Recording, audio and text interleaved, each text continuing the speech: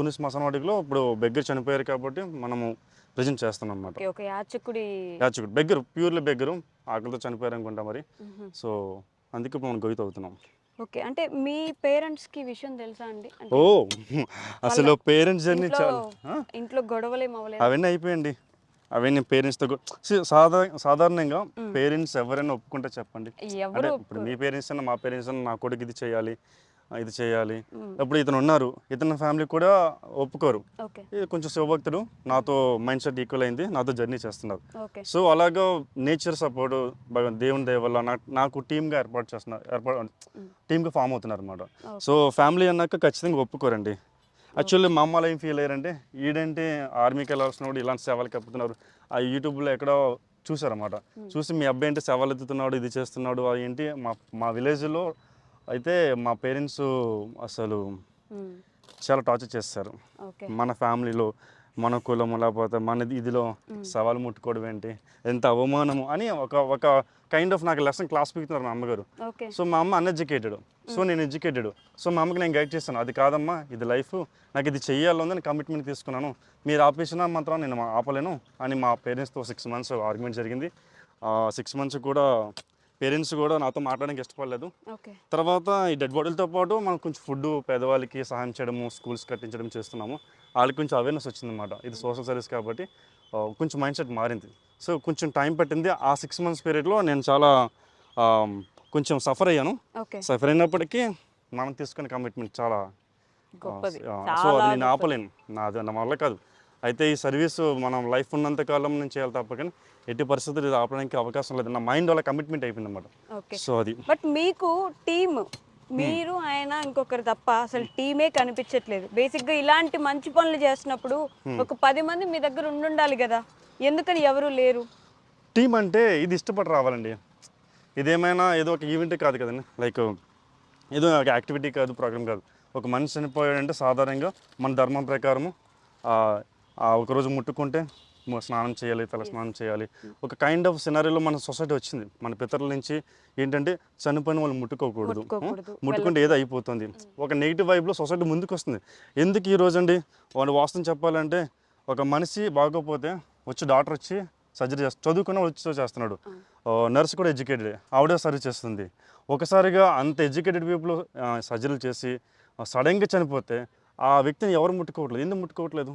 అప్పటిదాకా ఎంతో చదువుకున్న ఎంఎస్సీ పీజీ చేసిన ఒక డాక్టర్, ఒక జనరల్ సర్జన్ వచ్చి తనకు ఒక సర్జరీ చేసి అన్ఎక్స్పెక్టెడ్ చనిపోయారు అనుకోండి, ఆ వ్యక్తిని వదిలేస్తున్నారు. అప్పటిదాకా మనిషి, అప్పుడు బాడీ. బాడీ అయిపోతుంది. యెస్. సో ఆ మైండ్ సెట్ ఎందువల్ల? సో నాకు ఇలాంటి కొన్ని థాట్స్ ఉన్నాయి. వీటిని సిస్టమ్ మార్చాలి, ఖచ్చితంగా ఇది మనం మార్చాలి, మనం మాత్రం మార్చగలిగేలా ఉండాలి అన్న ఒక కొన్ని థాట్స్ నన్ను కంప్లీట్గా కమిట్మెంట్ చేసేది ట్రై చేసాను అన్నమాట.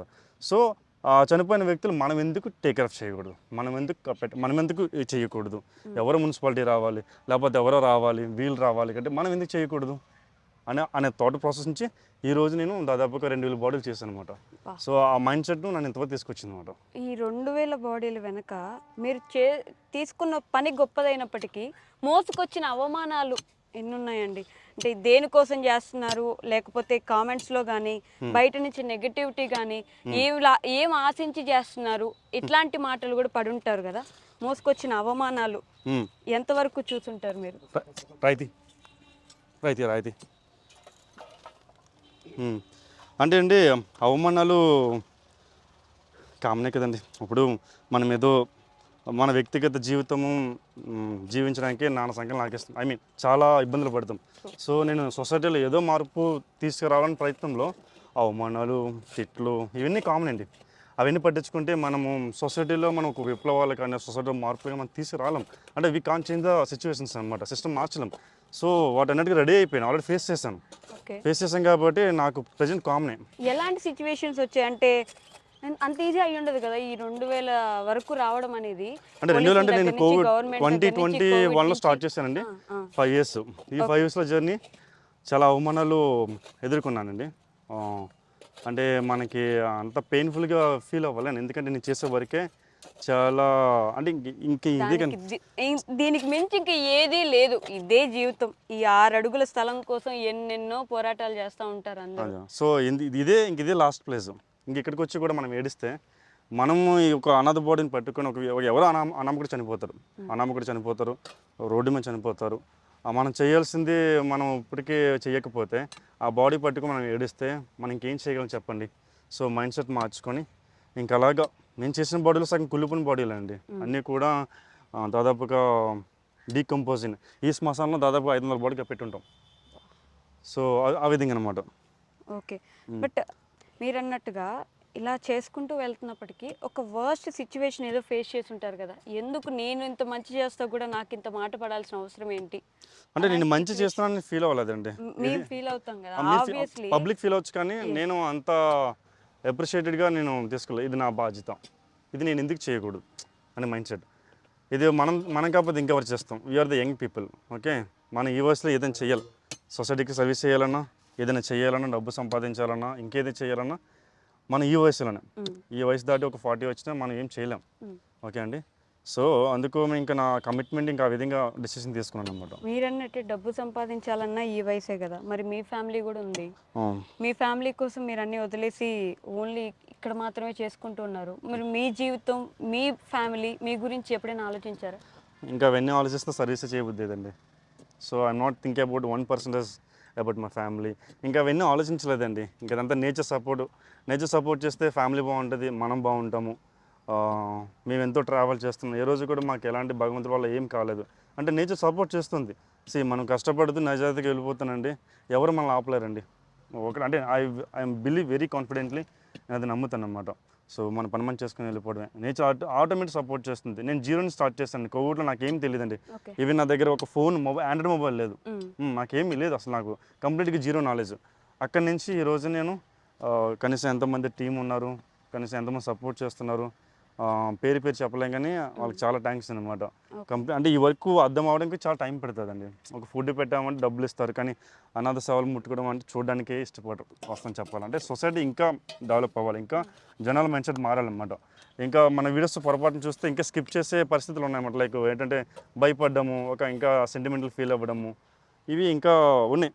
సో ఇంకా కొంచెం టైం పడుతుంది. ఒకసారి మారిపోవాలంటే అవ్వదు కదండి. సో అది ఒక దహన సంస్కారం వెనుక ఎంత ప్రాసెస్ ఉంటుందండి? అంటే ఈజీ, చాలా పెద్ద ప్రాసెస్ అండి. అది పోలీసులు ఉండాలి. ఒక అనాథ బాడీ అంటే అది ఎవరికి తెలియకపోవచ్చు, కానీ పోలీసులు వస్తారు, ఒక విఆర్ వస్తాడు, స్టేట్మెంట్లు తీసుకుంటారు. అనాథ బాడీ అని ఖచ్చితంగా ఉంటే లోకల్ స్టేట్మెంట్ తీసుకుంటారు. అప్పుడు మాకు చెప్తారు, మాకు పర్మిషన్ ఇస్తారు, అప్పుడు మేము తీసుకెళ్తాము. ఇక్కడ లేకపోతే మేము మా చేతులతో స్వయంగా. ఇప్పుడు ఒక బాడీ ఉందండి, ఆయన చనిపోయారు పెద్ద. సో అతనికి ఎవరో తెలియదు, ఊరి పేరు తెలియదు, ఎక్కడ పుట్టాడో తెలియదు, ఎలా పెరిగాడో తెలియదు. ఆ రోడ్డు మీద అనామకుడికి చనిపోయారు, అంటే ఒక బెగ్గర్లకు చనిపోయారు అన్నమాట. సో ఇప్పుడు మనం ఉన్నాం కాబట్టి అతని కొడుకులు ఎక్కడన్నా తెలియదు. సో మనమే కొడుకులు అనుకొని, అతను నా తండ్రి అనుకొని, లేదా మా తాతయ్య అనుకొని అనే ఫీలింగ్తో మేము ఒక బాధ్యతగా ఆ వ్యక్తికి దగ్గరుండి మనమే గొయ్యి తీసుకొని, మనమే అన్నీ వేసుకొని, ఇది మా బాధ్యత, సొసైటీ బాధ్యత. ఓకేనా? ఇది ఎవరో వచ్చి చేస్తారు, వాళ్ళు వస్తారు, వీళ్ళు వస్తారు అంటే రాకపోతే ఆ వ్యక్తి అలాగే చనిపోతాడు. ఆ వ్యక్తి మన తాతయ్య కావచ్చు, లేకపోతే మన చుట్టుపక్కల ఒక పెద్ద కావచ్చు. ఎవరో మున్సిపాలిటీ వచ్చి ఒక చెత్త కుప్పలాగా కప్పెట్టేస్తే మనం ఇచ్చే గౌరవం ఏంటంటే, ఒక మనిషికి సాటి మనిషిగా మనం ఇచ్చే, అంటే ఇవన్నీ నాకు థాట్ ప్రాసెస్ అన్నమాట. ఇవన్నీ ఆలోచించమాట. మనం కాకపోతే ఎవరు చేస్తాం అనే ఒక చిన్న ఆలోచన ద్వారా ఇదంతా జర్నీ స్టార్ట్ చేయాలన్నమాట. ఒక అంతిమ యాత్ర అంటే, నేను చనిపోతే నాకు ఎవరైనా దహన సంస్కారం చేస్తారా లేదా అనే భయంతో ఉండేవాళ్ళు చాలామంది ఉండిపోతారు. ఇప్పుడు యాచకుని తీసుకున్నా సరే, ఇంకా బయట ఎవరైనా ముసలి వాళ్ళు, పేరెంట్స్ అయ్యుండి కూడా, పెద్దవాళ్ళు అయ్యుండి వాళ్ళ పిల్లలు వదిలేసిపోయిన వాళ్ళు కూడా చాలామంది, నేను చనిపోతే నాకు చూసే వాళ్ళు ఎవరు లేరు నాన్న, నాకు 6 అడుగుల గొయ్యి కూడా లేదు, ఆ స్థలం కూడా లేదని చెప్పి బాధపడే వాళ్ళు ఉంటారు. అలాంటి సిచ్యువేషన్స్ ఉన్న వాళ్ళకి వాళ్ళకి కూడా తెలియదేమో మీరు ఇట్లా ఒకరు ఉన్నారు, వాళ్ళ కోసం ఇట్లా చేస్తారు అని చెప్పేసి. అంతిమ యాత్ర అదే ఆ టైం వస్తే మేమే చేస్తామండి. ఇప్పుడు చాలా మంది ఇక్కడ ఒడిస్సా వాళ్ళు చాలా మంది వలస వస్తారు, చనిపోతారు, రైలు యాక్సిడెంట్ చనిపోతారు. వాళ్ళ డబ్బులు ఉండవు, ఏముండవు. పోలీసు వాళ్ళు చెప్తారు ఎలా ఉన్నారు, ఒకరు దేవా టీం అని, వాళ్ళు మొత్తం చూసుకుని హెల్ప్ చేస్తారు, మీకు ఏ ప్రాబ్లం లేదని. అలాగే పబ్లిక్ నోటీస్ చేస్తారు అనమాట. సో మేము వస్తాము, మా బాధ్యతగా మేము అది ఎంత కష్టమైనా దగ్గరుండి ఆ వ్యక్తికి అంత్యక్రియలు చేసి మళ్ళీ మేము వెళ్ళిపోతాం అన్నమాట.